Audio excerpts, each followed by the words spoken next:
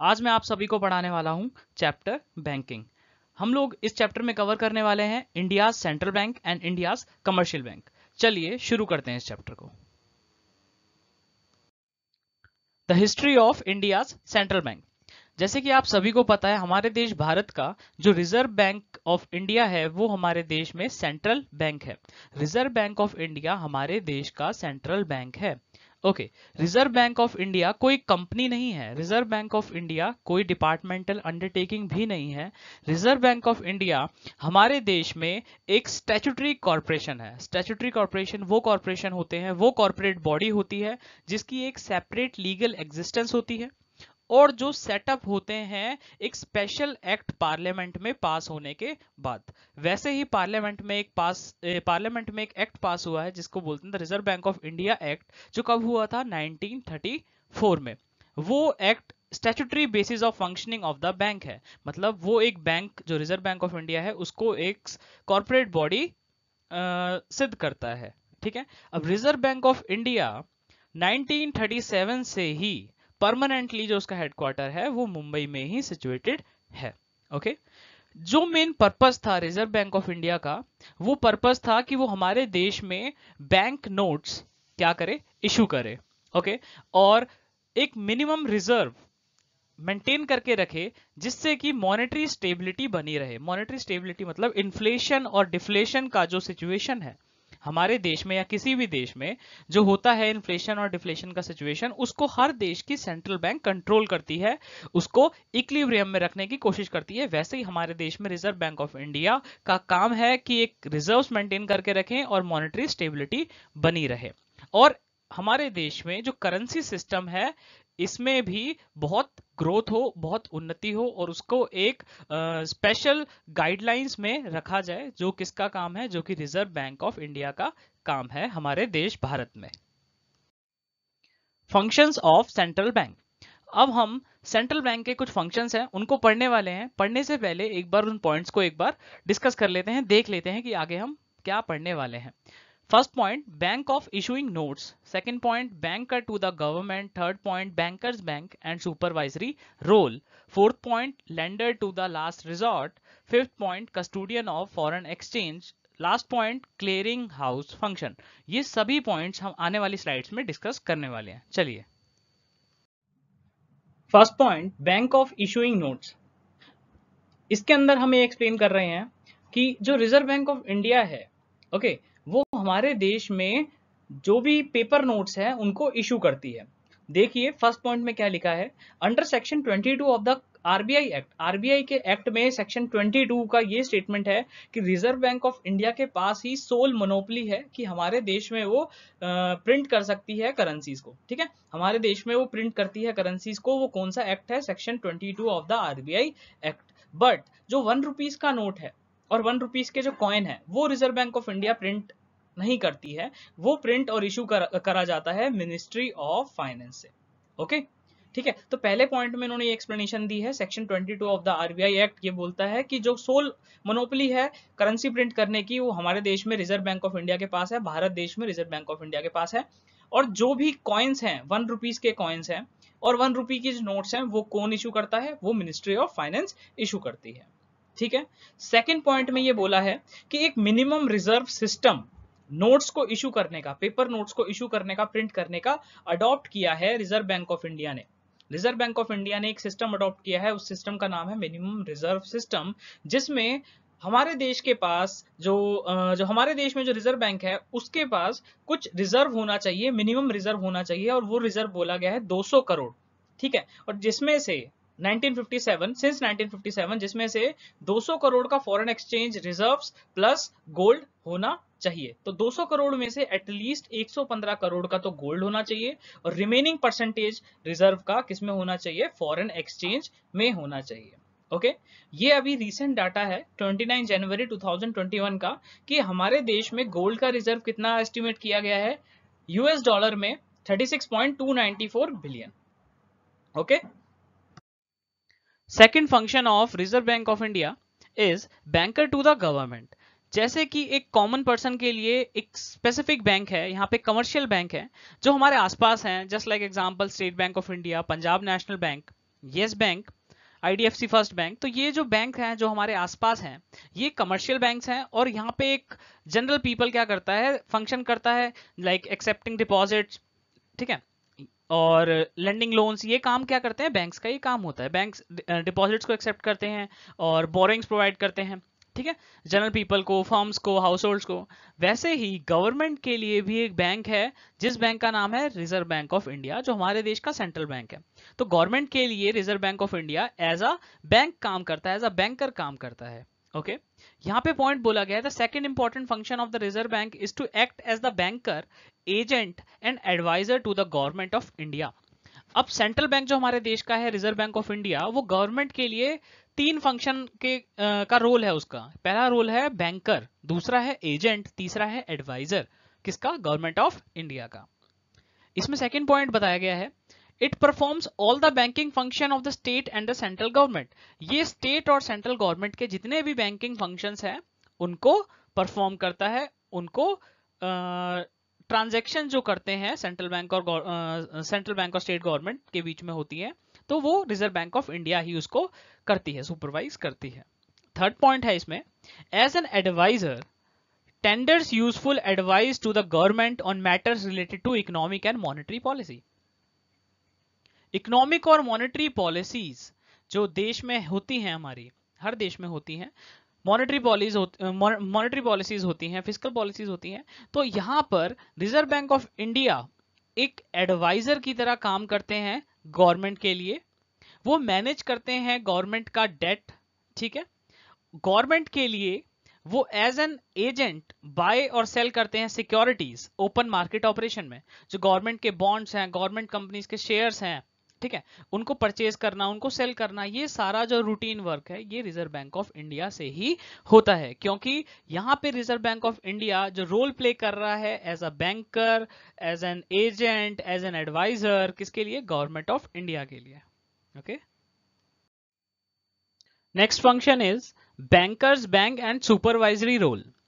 अब commercial banks के लिए भी एक बैंकर है, उन बैंकर का नाम है Reserve bank of India. Okay, यहां पे जितने भी कमर्शियल बैंक्स हैं, जो भी हाउस होल्ड्स एंड फर्म्स के आसपास हैं, commercial banks like state bank of India, Punjab national bank, उनका जो मेन बैंक है, जो उनको सुपरवाइज करता है, जो उनको कंट्रोल करता है, जो उनको गाइडलाइंस देता है, उस बैंक का नाम है रिजर्व बैंक ऑफ इंडिया। यहाँ पे reserve bank of India as a banker है बाकी कमर्शियल बैंक्स के लिए, और एक सुपरवाइजरी रोल भी प्ले करता है। पहला पॉइंट देखिए, Reserve Bank of India performs the same function for the other commercial banks as the other banks ordinarily perform to their customer। जैसे हमारे लिए कमर्शियल बैंक जो रोल प्ले करते हैं डिपॉजिट्स का, लोन्स का, वैसे ही कमर्शियल बैंक के लिए भी एक ऐसा बैंक है जिनके साथ कमर्शियल बैंक का एक रिलेशन है, एक्सेप्टिंग लोन्स का और प्रोवाइडिंग लोन्स का, एक्सेप्टिंग डिपॉजिट्स का। ओके, नेक्स्ट पॉइंट देखते हैं, reserve bank of India accepts deposit from the commercial bank and advancing them loans. वैसे ही जैसे हमें कमर्शियल बैंक से लोन्स मिलता है और हम कमर्शियल बैंक में सेविंग्स रखते हैं, वैसे ही कमर्शियल बैंक अपने डिपॉजिट्स कहां पे रखते हैं, रिजर्व बैंक ऑफ इंडिया के पास, और रिजर्व बैंक ऑफ इंडिया उन्हें क्या देती है, उन्हें एडवांस करती है, लोन्स एडवांस करती है। ठीक है, सेम वर्क, जैसे कमर्शियल बैंक का रिलेशन हमारे साथ है, हाउस होल्ड्स के साथ है, फर्म्स का साथ है, वैसे ही कमर्शियल बैंक का एक relationship Reserve bank of India के साथ है। थर्ड पॉइंट देखते हैं, as a supervisory role the central bank rendering advices and its directives to the commercial bank during inflationary and deflationary pressure in the economy। अब economy में जो महंगाई है और मंदी है, ये जो फेज आता रहता है महंगाई मंदी, जहां प्राइसेस बढ़ जाते हैं, जब प्राइसेस कम हो जाते हैं, तो वहां पे जो मेन बैंक है Reserve bank of India commercial bank को एडवाइस करता है कि मार्केट में मनी का सप्लाई करो, मार्केट में मनी का सप्लाई मत करो, यहाँ पे इस टाइम इन्वेस्टमेंट करना चाहिए, यहाँ पे इस टाइम इन्वेस्टमेंट नहीं करना चाहिए, इन्फ्लेशन के टाइम पे, डिफ्लेशन के टाइम पे। तो ये सब सुपरवाइजरी रोल कौन प्ले कर रहा है, Reserve bank of India. Next function is lender to the last resort. Lender to the last resort एक ऐसा ऑप्शन होता है कमर्शियल बैंक के पास, जब वो कभी भी अपनी फाइनेंशियल लायबिलिटीज को पूरा नहीं कर पाती, तो उनको एक हेल्प की जरूरत होती है, फाइनेंशियल हेल्प की जरूरत होती है, फाइनेंशियल असिस्टेंस की जरूरत होती है। उस टाइम जो हमारा सेंट्रल बैंक है भारत देश का, रिजर्व बैंक ऑफ इंडिया, वो उन बैंक्स को असिस्ट करता है, मदद करता है, जो फेल हो गई हैं अपनी फाइनेंशियल लायबिलिटीज को पूरा करने में। ठीक है, सिंपल है कि landed to the last resort में यहाँ पे reserve bank of India, central bank of our country, वो उन बैंक्स को बचाती है, उन बैंक्स को हेल्प करती है उनके क्राइसिस से, उनको निकालती है। ठीक है, तो थोड़ा अंडरस्टैंडिंग बन गया है, आगे बढ़ते हैं इसको। First point, a lender of last resort is an institution usually a country's central bank that offers loans to bank and other eligible institutions that are experiencing, देखिए, that are experiencing financial difficulty or considered highly risky or near collapse। जो banks बहुत ही financial difficulty से निकल रहा है और जिनके ऊपर बहुत हाई रिस्क है इस टाइम, जिनकी लायबिलिटी ज्यादा है, जिनके एसेट्स कम हैं और वो कोलैप्स होने वाले हैं, तो वहां पे reserve bank of India help करता है उनकी as a lender to the last resort. ठीक है, सेकेंड पॉइंट देखते हैं, central bank typically act as the lender of last resort to the banks that no longer have other means of borrowing. जब banks के पास कोई option नहीं बचता कि अब बोरोइंग्स कहां से की जाए, कहां से मदद मिले कि हम इस फाइनेंशियल डिफिकल्टी से निकल पाए, तो वहां पे रिजर्व बैंक ऑफ इंडिया आकर उनकी मदद करता है। Okay, next point, the central bank extends this facility to protect the interest of the depositors of the bank and to prevent possible failure of the bank. यहां पर reserve bank of India bank को नहीं बचाता, साथ के साथ जो depositors हैं, जिन्होंने उस बैंक में अपना अकाउंट होल्ड कर रखा है, उनका भी इंटरेस्ट सेव करता है। मतलब उनके भी ट्रस्ट नहीं तोड़ता कि बैंक के साथ जो जुड़े हुए कस्टमर्स हैं उनका भी ट्रस्ट रखता है और बैंक को भी सेफ रखता है। ठीक है, which in return may also affect other banks and institution can have an adverse impact on the financial stability thus on the economy। एक बैंक का फाइनेंशियल अनस्टेबल होना भी बहुत इकोनॉमी को प्रॉब्लम करता है, तो इसी वजह से रिजर्व बैंक ऑफ इंडिया यहाँ पे उन बैंक्स की मदद करती है जो बैंक इस टाइम फाइनेंशियल क्राइसिस से गुजर रहे हैं। यहाँ पे जितना मॉनेटरी फंड अवेलेबल हो सकता है रिजर्व बैंक ऑफ इंडिया से, वो उनको मदद करती हैं। तो ये पॉइंट बहुत इंपॉर्टेंट है, lender to the last resort। Custodian of foreign exchange, यहां पे कस्टडी, फॉरेन एक्सचेंज की कस्टडी किसके पास है? फॉरेन एक्सचेंज की custody reserve bank of India के पास है। जब कभी भी दो देशों के बीच में ट्रांजैक्शन होती है करेंसीज की, जब करेंसी एक्सचेंज करे जाते हैं, डॉलर से इंडियन करेंसी एक्सचेंज हो रही है, यूरो से इंडियन करेंसी एक्सचेंज हो रही है, बाकी देशों से भी इंडियन करेंसी एक्सचेंज हो रही है, यहां पे इसकी कस्टडी कौन रखेगा? इसकी कस्टडी जो है वो रिजर्व बैंक ऑफ इंडिया के पास है।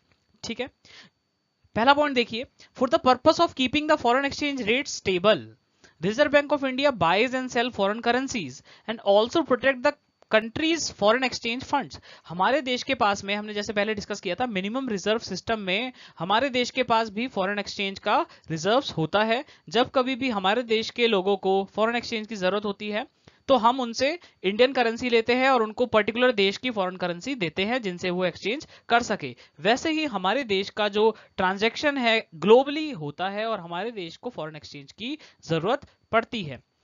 अब यहां पर प्रॉब्लम है, फॉरेन एक्सचेंज का जो रेट है वो हमेशा इक्विलिब्रियम में नहीं रहता, वो डिसइक्विलिब्रियम में रहता है। तो डिसइक्विलिब्रियम में रहने की वजह से इन्फ्लेशन और डिफ्लेशन पर भी इंपैक्ट हो सकता है और होता है, जिस वजह से रिजर्व बैंक ऑफ इंडिया के पास ये कस्टडी दी गई है कि आप इसको हमेशा मेंटेन रखिएगा। जो भी आपका टारगेट लेवल सेट करते हैं उनको आप फॉरेन एक्सचेंज को उस लेवल पर हमेशा स्टेबल रखते हैं, कोशिश करते हैं, रखने की कोशिश करते हैं। तो उसके लिए रिजर्व बैंक ऑफ इंडिया क्या करती है, यहाँ पे पॉइंट है, फर्स्ट पॉइंट में ही पॉइंट है, RBI sells the foreign exchange in the foreign exchange market when the exchange rate increases. जब कभी भी एक्सचेंज रेट की वैल्यूज बढ़ जाती हैं मार्केट में, ओपन मार्केट में होता है, जब भी एक्सचेंज रेट की वैल्यू बढ़ जाती है तो हम इसको सेल कर देते हैं, और जब कभी भी फॉरेन एक्सचेंज की वैल्यू कम हो जाती है, डिक्रीज होती है, तो हम इनको बाय करना चालू कर देते हैं। तो ये एक स्पेकुलेशन एक्टिविटी है।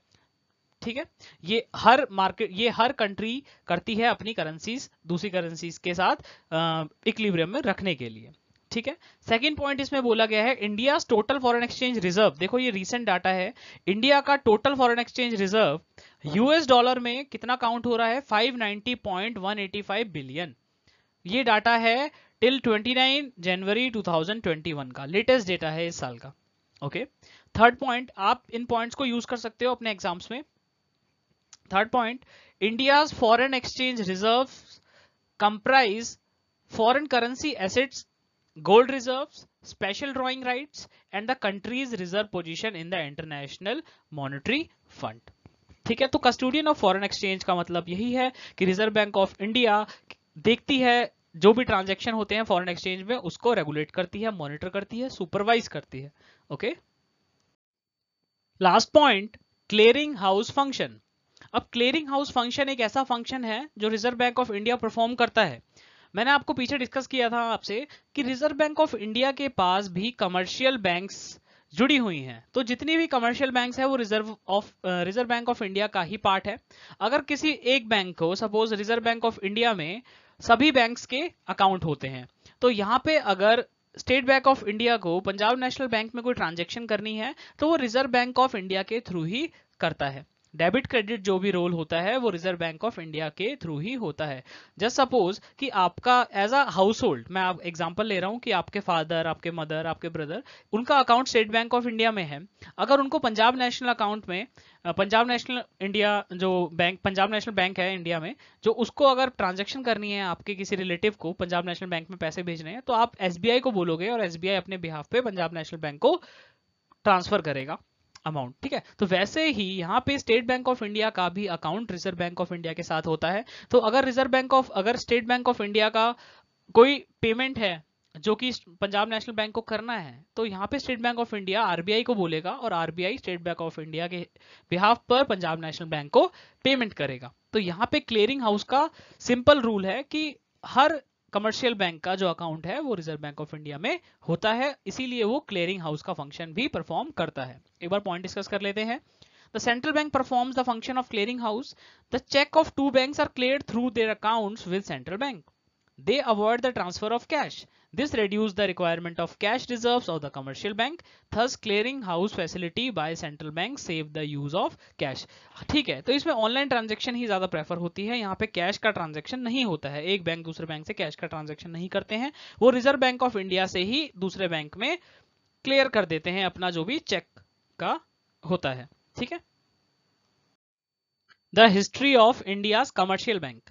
अभी हमने पीछे स्लाइड्स में पूरा सेंट्रल बैंक कवर कर लिया है। अब हमारा दूसरा बैंक है जो है कमर्शियल बैंक। अब कमर्शियल बैंक की भी हिस्ट्री डिस्कस कर लेते हैं, फिर आगे कमर्शियल बैंक के बारे में भी पढ़ेंगे। फर्स्ट पॉइंट बताया गया है, modern commercial banking made its beginning in India with the setting up of the first presidency bank, the bank of Bengal in Calcutta in 1806. Two other presidency banks were set up in Bombay and Madras in 1840 and 1843 respectively. यहाँ पे बताया जा रहा है जो commercial banking है, modern commercial banking का पहला बैंक जो है वो है द बैंक ऑफ बंगाल। वो कहाँ सेटअप हुआ था? कलकत्ता में सेटअप किया गया था 1806 में।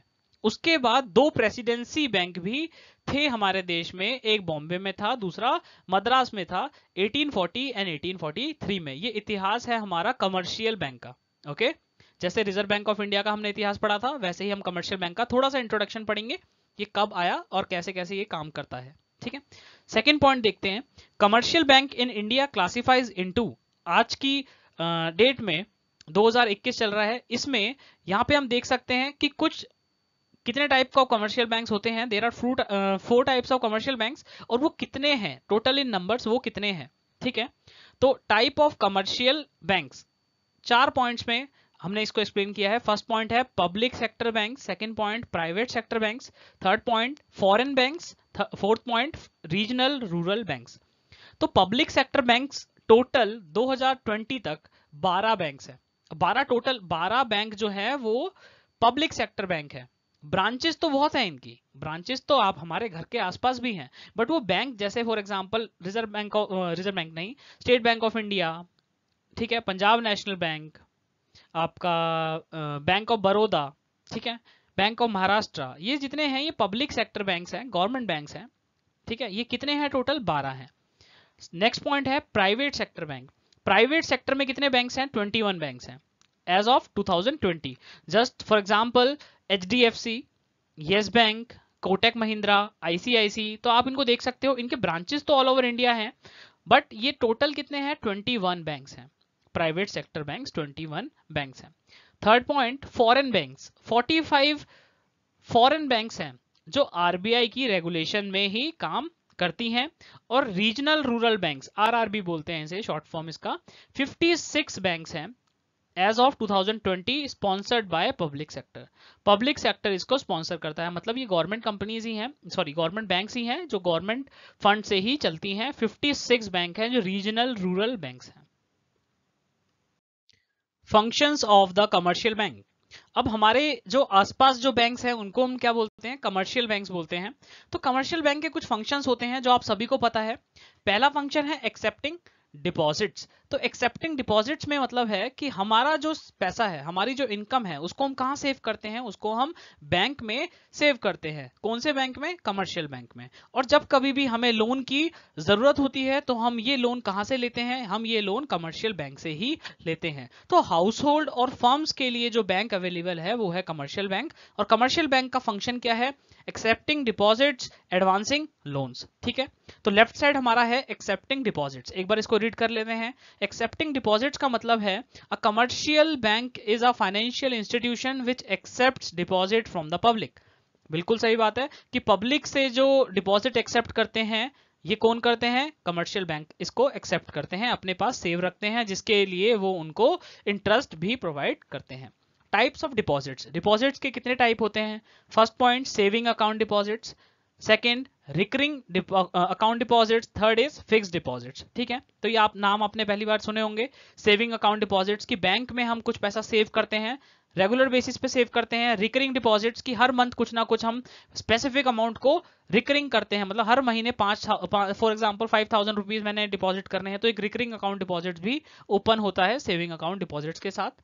और थर्ड है फिक्स डिपॉजिट्स। फिक्स डिपॉजिट्स क्या होता है कि 6 मंथ, 12 मंथ, 18 मंथ, 36 मंथ, कुछ मंथ के लिए हम लोग अपना अमाउंट डिपॉजिट करके रखते हैं कमर्शियल बैंक के पास, जिसके रिटर्न में हम हाउस होल्ड्स को क्या मिलता है, क्या प्रोवाइड होता है? इंटरेस्ट प्रोवाइड होता है। तो इन तीनों डिपॉजिट्स पर ही इंटरेस्ट दिया जाता है कमर्शियल बैंक के बिहाफ से। ओके, हम कमर्शियल बैंक को डिपॉजिट्स करते हैं, एक्सेप्ट करती है कमर्शियल बैंक उन डिपॉजिट्स को, और उसके रिटर्न में कमर्शियल बैंक हमको इंटरेस्ट पे करती है। ठीक है, नेक्स्ट साइड देखते हैं। राइट साइड में क्या है? Advancing loans. अब दूसरा फंक्शन जो है कमर्शियल बैंक का वो होता है लोन एडवांस करना। जिसको भी जरूरत हो, हाउस होल्ड्स को या फर्म को, वहां पे लोन कौन प्रोवाइड करता है? हमें कमर्शियल बैंक। एक बार इसको पढ़ लेते हैं। Advancing loans, a commercial bank is a financial institution which gives loan for the purpose of consumption and investment to make profits. Okay, यहाँ पे जो लोन है वो कंजम्पशन पर्पस के लिए भी अवेलेबल है और इन्वेस्टमेंट पर्पस के लिए भी अवेलेबल है। कंजम्पशन पर्पस के लिए हाउस होल्ड्स यूज करते हैं और इन्वेस्टमेंट पर्पस के लिए जो लोन है वो फर्म्स यूज करती हैं। ठीक है, तो types of loans and advances, किस तरह के लोन दिए जाते हैं? पहला पॉइंट है personal loans, second home loans, third car loans. आपने बहुत एडवर्टीजमेंट में भी इसको देखा होगा कहीं ना कहीं, पर्सनल लोन्स, होम लोन्स। हमारे टेलीविजन पर भी बहुत एडवर्टीजमेंट्स आती हैं बैंक्स की जो लोन्स देती हैं, पर्सनल लोन्स देते हैं। तो वही है कि यहाँ पे कमर्शियल बैंक का ये फंक्शन है।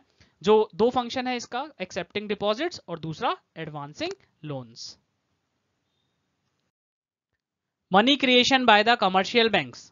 ये जो टॉपिक है money creation by the commercial bank, CBSE इसको हर साल, एक साल या एक साल छोड़ के ये क्वेश्चन हमेशा पुट करती हैं कि कमर्शियल बैंक का जो काम है वो मनी क्रिएट करना है, मनी सप्लाई करना है, तो इसका प्रोसेस क्या है? तो इसका प्रोसेस हम लोग बहुत ही इजी वे में इसको सीखेंगे। तो कुछ पॉइंट्स है वो डिस्कस कर लेते हैं। Following observation explain the process of money creation by the commercial banks. तो कुछ तरीके हैं, कुछ प्रोसेस है जिनसे हम मनी क्रिएट करती है कौन? कमर्शियल बैंक मार्केट में मनी क्रिएट करती है। फर्स्ट पॉइंट है by way of historical experiences banks knows that all the depositors will not come in the bank to withdraw all their deposits. Bank का ये experience है कि सभी account holders, जिनका भी बैंक में अकाउंट है, वो एक ही दिन नहीं पहुंच जाएंगी बैंक में विड्रॉ करने। ओके, बैंक को ये एक्सपीरियंस है कि सभी लोग जिनका पैसा उनके पास है, सभी अकाउंट होल्डर्स एक दिन नहीं पहुंच जाएंगे कि अपना पैसा निकालना है। ठीक है, तो बैंक का ये एक्सपीरियंस है, हिस्टोरिकल एक्सपीरियंस है। Second point, there is always a regular inflow and outflow of cash in the banks. और हमेशा, ये तो हम देख सकते हैं जब भी हम कभी बैंक जाते हैं तो हम वहां पे दो ही तरह के लोगों को देखते हैं, या तो कोई पैसा निकालता है या तो कोई पैसा डिपॉजिट करता है। तो बैंक का ये एक्सपीरियंस है कि there is a regular inflow and outflow of cash. Bank में कभी ना ये रेगुलर होता है, हर मिनट हर सेकंड कुछ ना कुछ पैसा एक्सेप्ट करते हैं और कुछ ना कुछ पैसा लोग विड्रॉ करते हैं। तीसरा एक्सपीरियंस जो है बैंक का वो है entire banking system is a single unit known as bank. जितने भी बैंकिंग सिस्टम में बैंक्स हैं, जितने भी ब्रांचेस हैं बैंक्स, एचडीएफसी, आईसीआई, ये सब आपस में इंटरकनेक्टेड ही होते हैं और ये पूरा बैंकिंग सिस्टम एक ही सिंगल यूनिट है जिनको हम बोलते हैं बैंक्स। और सारी ट्रांजैक्शन कहां से रूट होंगी? बैंक्स से रूटेड हैं। ठीक है, तो मनी क्रिएशन को जानने से पहले हमें ये तीन चीज पता होनी चाहिए। पहला पॉइंट क्या था? पहला पॉइंट था कि जितना हिस्टोरिकल एक्सपीरियंस है बैंक का वो ये बताता है कि जितने भी अकाउंट होल्डर हैं पर्टिकुलर बैंक में, स्पेसिफिक बैंक में, वो एक दिन नहीं पहुंचेंगे अपना पैसा सारा निकालने। ओके, सेकंड पॉइंट में ये बताया जा रहा है डेली कुछ ना कुछ पैसा आता है, डेली कुछ ना कुछ पैसा विड्रॉ भी होता है बैंक से, हर मिनट हर सेकंड ये काम होता ही रहता है। ठीक है, और थर्ड पॉइंट में ये बताया गया एंटायर बैंकिंग सिस्टम वो एक सिंगल यूनिट है जिसको हम बैंक बोलते हैं और सारी ट्रांजैक्शन कहां से होती हैं? सारी ट्रांजैक्शन बैंक से ही होती हैं। To understand money creation first we have to familiar with the CRR। तो पीछे हमने क्या पढ़ा? बैंक के कुछ एक्सपीरियंस थे, 3 बैंक के एक्सपीरियंस थे जो हमने पढ़ लिए हैं। अब हम नेक्स्ट हम पता करेंगे कि CRR क्या होता है मनी क्रिएशन के लिए। ये भी इतना ही इक्वली इंपॉर्टेंट है। CRR का मतलब होता है cash reserve ratio. For example, आपके पास 1000 रुपए हैं, आपने क्या किया? उन 1000 रुपए को अपने बैंक में जमा किया। तो जब आप 1000 रुपए बैंक में जमा करते हैं तो कुछ परसेंटेज उस 1000 रुपए का, उस 1000 रुपए के डिपॉजिट्स का जो आपने बैंक में जमा किया है आपके बैंक में, कुछ उसका percentage reserve bank of India के पास ट्रांसफर किया जाता है थ्रू कमर्शियल बैंक्स।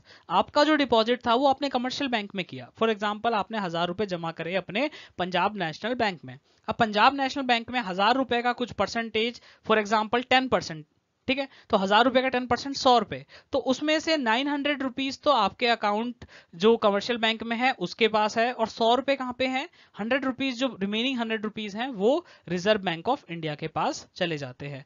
जो डिपॉजिट का percentage reserve bank of India के पास चला जाता है उसको हम लोग बोलते हैं CRR। वो जो परसेंटेज होता है वो होता है कैश रिजर्व रेशियो। डेफिनेशन पढ़ते हैं। It refers to the minimum percentage of the bank's total deposits required to be kept with the Reserve Bank of India, and it varies time to time to regulate the supply of money in the economy. Economy में money supply के लिए ये जो CRR का rate है बदलता रहता है, फिक्स नहीं होता।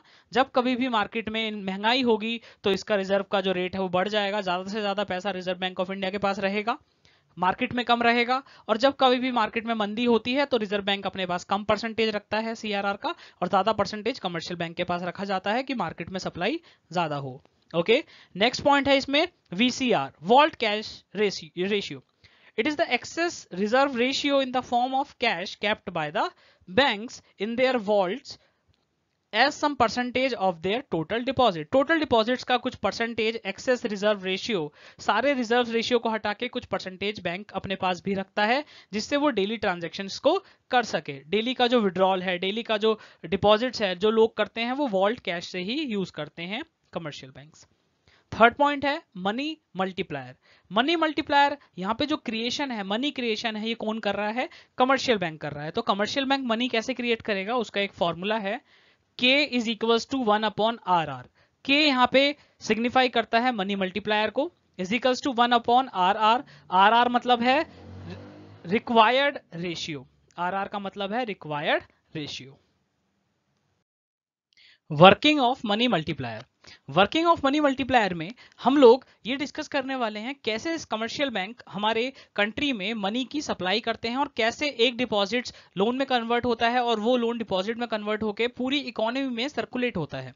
तो शुरुआत करते हैं, यहां से आप पढ़ सकते हैं, लेफ्ट साइड देख सकते हैं आप। For the sake of simplicity we assume that there is a single banking system in the economy and required reserve ratio is 10%। कि हमारी required ratio, हमारी कंट्री की required ratio कितनी है? 10%। जो आपका required ratio है वो है 10%। this means ये 10% आपका CRR है। CRR पीछे हमने डिस्कस किया था कि जितना डिपॉजिट का परसेंटेज, मिनिमम डिपॉजिट का परसेंटेज वो रिजर्व बैंक ऑफ इंडिया के पास डिपॉजिट किया जाता है एज अ रिजर्व। तो यहाँ पे फर्स्ट राउंड में आप देख सकते हो कि डिपॉजिट किसी इंडिविजुअल ने यहाँ पे 10,000 रुपीज का डिपॉजिट किया है और उस 10,000 रुपीज का 10%, उस 10,000 रुपीज का 10% क्या है? Required reserve. तो 10,000 रुपीज का 10% बनता है 1000 रुपए। ₹1000 रिक्वायर्ड रेशियो में चले गए, 10,000 रुपए का डिपॉजिट था, 1000 रुपए रिक्वायर्ड रेशियो में चले गए, तो रिमेनिंग परसेंटेज कितना है? रिमेनिंग परसेंटेज आपका 9,000 रुपीज है। अब कमर्शियल बैंक के पास 9,000 रुपीज अवेलेबल है कि वो मार्केट में लोन प्रोवाइड कर सकती है। ठीक है, तो सेकेंड राउंड में क्या होगा? अगर कोई लोन के लिए अप्लाई करता है तो उसको 9,000 रुपीज का लोन प्रोवाइड किया जाएगा, वो भी उसके अकाउंट में, कैश नहीं दिया जाएगा, क्योंकि entire banking system is a single unit, तो उसके बैंक में ही डिपॉजिट किया जाएगा, उसके बैंक में ही वो लोन का अमाउंट ट्रांसफर किया जाएगा। तो 9,000 का लोन नेक्स्ट डिपॉजिट बन जाएगा सेकेंड राउंड में 9,000 रुपीज का। अब जिसमें से 9,000 का डिपॉजिट जिसी भी इंडिविजुअल के अकाउंट में होगा, अब वहां पे वो 9,000 का 10% तो कैश रिजर्व रेशियो में ही उसको मेंटेन करना पड़ेगा। सीआरआर में कितना मेंटेन करना पड़ेगा? 10%। तो 9,000 का 10% होता है 900 रुपए। रिमेनिंग जो अमाउंट है वो है 8100। अब 8100 as a loan available use कर पाएगा वो। अगर वो किसी को पेमेंट करता है 8100 की, तो वो उसके किसी ना किसी के डिपॉजिट अकाउंट में ही करेगा और वो अकाउंट में उसके डिपॉजिट हो जाएंगे। तो वैसे ही ये प्रोसेस 10% रिक्वायर्ड रेशियो और रिमेनिंग लोन का प्रोसेस चलता ही रहेगा। ओके, ये प्रोसेस जब तक चलेगा जब तक टोटल अमाउंट 1 लाख नहीं हो जाएगा। अब ये 1 लाख कैसे हुआ? 1 लाख हमारा जो हमने जो पीछे क्या किया था, हमने पीछे एक स्लाइड शो दिखाया था जिसमें मनी मल्टीप्लायर का एक फॉर्मूला था। मनी मल्टीप्लायर का एक फॉर्मूला था, वो क्या था? 1 अपॉन आर आर। तो 1 अपॉन आर आर, आपका कितना आर आर है हम आपके पास यहाँ पे? इसमें आपका 10% का आर आर है। ठीक है, और मनी मल्टीप्लायर कितना है? 10,000। तो 1 अपॉन 10% कितना होता है? 1 अपॉन 10% होता है आपका 10 टाइम्स, आपका 10 टाइम्स मनी मल्टीप्लाई होगा। तो जब आपका 10 टाइम मनी मल्टीप्लायर होगा, तो आप 10,000 को जब 10 से मल्टीप्लाई करोगे, जब आप 10,000 को 10 से मल्टीप्लाई करोगे, तो आपका अमाउंट कितना आएगा? आपका अमाउंट आएगा 1 लाख रुपीज। अब 1 लाख रुपीज का कितना परसेंटेज आप रिक्वायर्ड करोगे? 10%। वो कितना बन गया? 10,000 रुपीज बन गया। तो जितना इनिशियल में डिपॉजिट था वो एंड में इतना रिक्वायर्ड रेशियो बन गया और 1 लाख रुपीज की सर्कुलेशन इकोनॉमी में हो गई, जिसमें से 90,000 का लोन मार्केट में जनरेट हो गया है। तो ये पूरा का पूरा वर्किंग ऑफ मनी मल्टीप्लायर है, जो बहुत ही ईजी है।